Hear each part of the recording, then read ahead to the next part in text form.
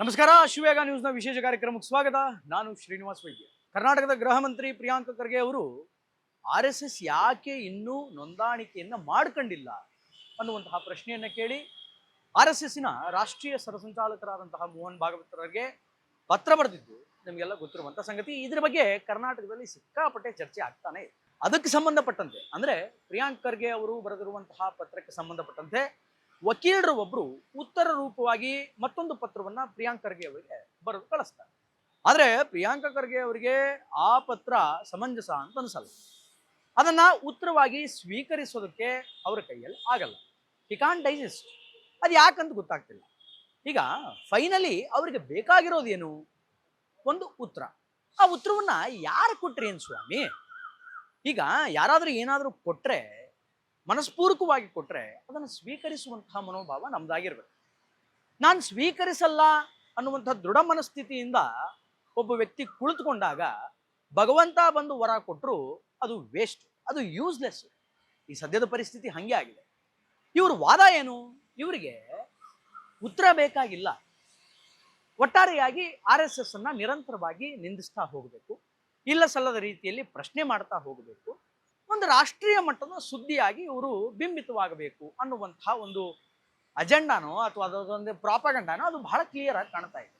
ನಿಮಗೇನು ಉತ್ತರ ಬೇಕಲ್ವಾ? ಅದು ಯಾರು ಕೊಟ್ರೇನು ಸ್ವಾಮಿ? ಸಮರ್ಪಕವಾದಂತಹ ಉತ್ತರವನ್ನ ಯಾರು ಕೊಟ್ರೇನು? ವಕೀಲರು ಕೊಟ್ರೇನು? ಡಾಕ್ಟರ್ ಕೊಟ್ರೇನು? ಒಂದು ಚಿಕ್ಕ ಮಗು ಕೊಟ್ರೇನು? ನಿಮಗೆ ಉತ್ತರ ಬೇಕಲ್ವಾ? ದಯವಿಟ್ಟು ಉತ್ತರವನ್ನ ಸ್ವೀಕರಿಸಿ.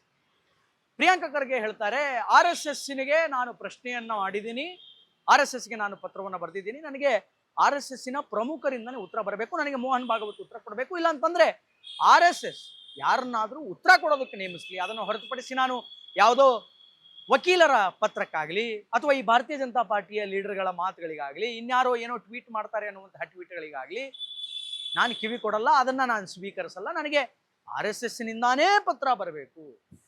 RSSನ ಅಫಿಷಿಯಲ್ ಹೆಡ್ ನೋಟ್ ಏನಿರುತ್ತೆ, ಲೆಟರ್ ಪ್ಯಾಡ್ ಏನಿರುತ್ತೆ, ಅದರಲ್ಲಿಯೇ ನನಗೆ ಉತ್ತರ ಬರಬೇಕು. ಬೈ ದ ವೇ ಅವ್ರ ಹತ್ರ ಅದು ಇದೇನೋ ಇಲ್ವೋ ಅನ್ನುವಂಥದ್ದು ಗೊತ್ತಿಲ್ಲ ಅನ್ನುವಂತಹ ಮಾತನ್ನ ಪ್ರಿಯಾಂಕ್ ಖರ್ಗೆ ಅವರು ಹೇಳ್ತಾ ಇದ್ದಾರೆ. ಅಂದ್ರೆ ನಿಮಗೆ ಸ್ವೀಕರಿಸುವಂತಹ ಮನಸ್ಥಿತಿ ಇಲ್ಲ, ಉತ್ತರವನ್ನ ಸ್ವೀಕರಿಸುವಂತಹ ಮನಸ್ಥಿತಿ ಇಲ್ಲ ಅಂತ ಇಲ್ಲಿ ಬಹಳ ಸ್ಪಷ್ಟವಾಗಿ ಗೊತ್ತಾಗ್ತಾ ಇದೆ. ನೀವು ಲೆಟರ್ ಬರೆದ ಮರುದಿನವೇ ಕೇರಳದ ತ್ರಿಶೂರಿನಲ್ಲಿ ಮೋಹನ್ ಭಾಗವತರು ಮಾತನಾಡ್ತಾ ಹೇಳಿದ್ರು ವೆರಿ ಕ್ಲಿಯರ್ ಆಗಿ, this is A pure political agenda. ಇದು ಒಂದು ಪೊಲಿಟಿಕಲ್ ಅಜೆಂಡಾ. ಇದು ಈ ತರದ ನಿಂದನೆಗಳನ್ನ ನಾವು ನಿರಂತರವಾಗಿ ಫೇಸ್ ಮಾಡ್ಕೊಂಡು ಬಂದಿದ್ದೀವಿ.